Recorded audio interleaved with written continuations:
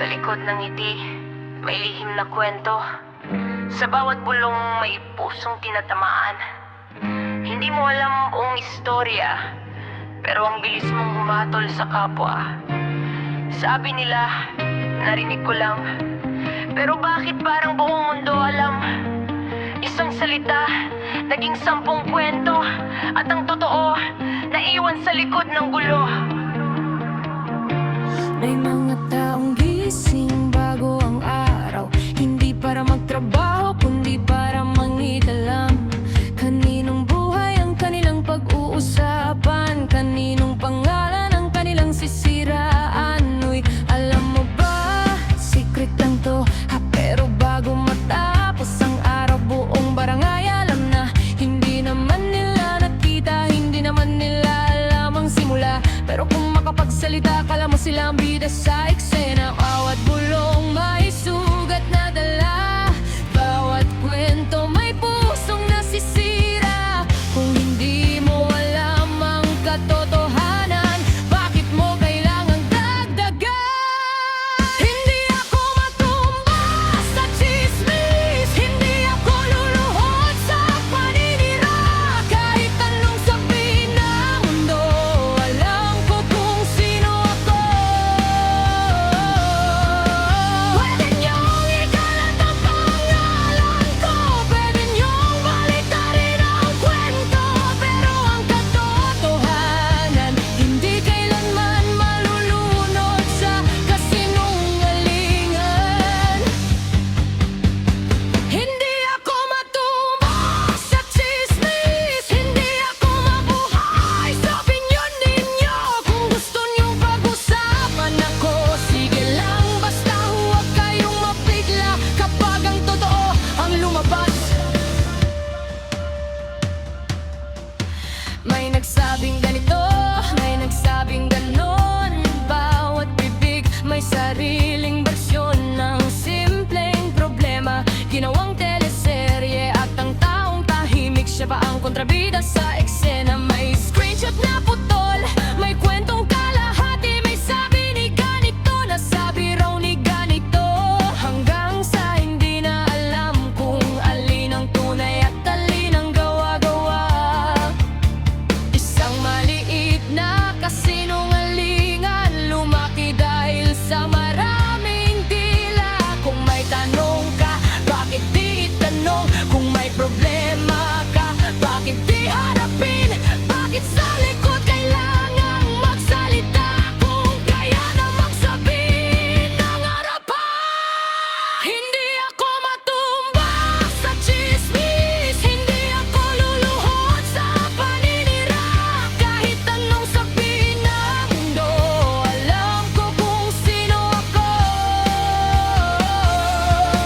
Pwede niyong ikalat ang pangalan ko, pwede niyong baliktarin ang kwento, pero ang katotohanan hindi kailanman malulunod sa kasinungalingan. Yo!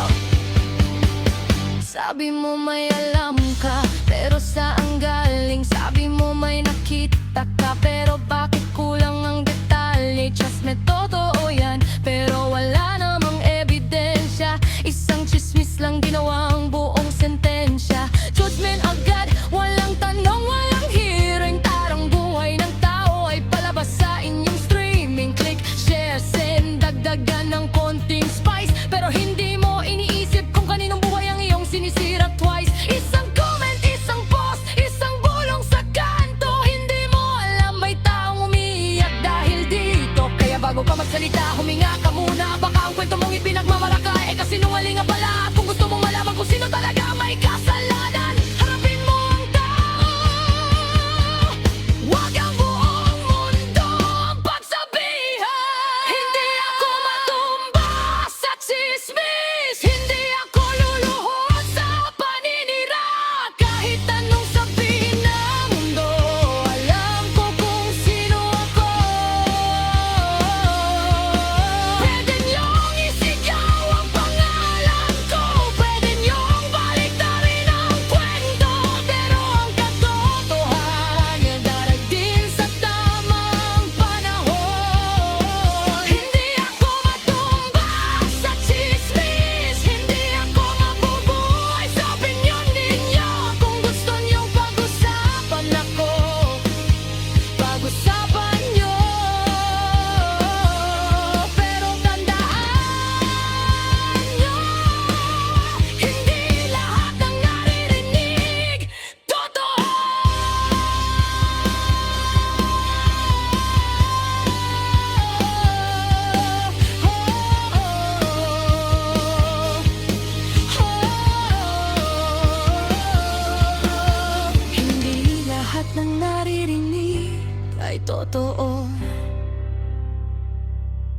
May taong tahimik dahil pagod na, hindi dahil wala siyang masasabi.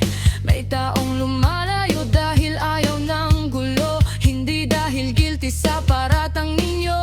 Minsan ang pinakamalakas na sagot ay ang hindi pagsagot. Minsan ang pinakamagandang depensa ay ang patuloy na paggawa ng tama. Hayaan mong magsalita sila, hayaan mong gumawa sila ng kwento. Dahil habang abala sila sa buhay mo, ikaw naman habala sa pagbuo ng sarili mo. Darating ang araw, mapapagod din ang mga dila, matatapos din ang mga pulong, mawawala rin ang ingay. At kapag dumating ang tahimik na gabi, sa kanila maiisip baka mali pala ako. Pero hindi na nga halaga, dahil ito